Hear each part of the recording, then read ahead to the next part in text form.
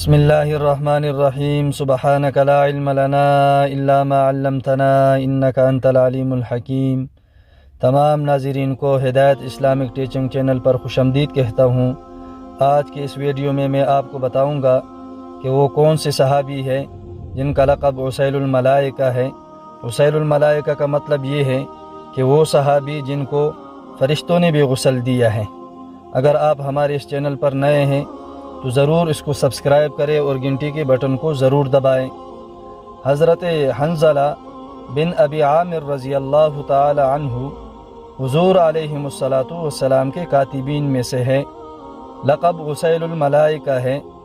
ان کا تعلق بنی اسید کے ساتھ تھا۔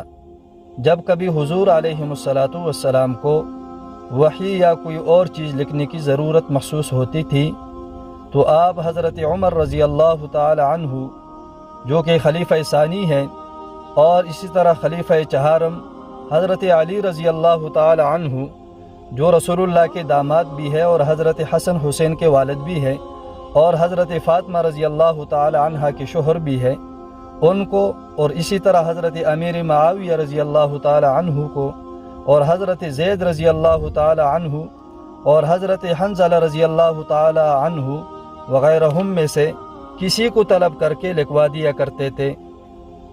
عربوں میں لکھنے پڑھنے والے بہت کم ہی لوگ پائے جاتے تھے، وگرنہ 96 یا 97% لوگ ان پڑھ تھے، اس لیے عربوں کا لقب امی تھا۔ اور حضرت حنظلہ رضی اللہ تعالی عنہ غزوہ احد کے اندر سن 3 ہجری میں اس دنیا فانی سے رخصت ہوئے ہیں۔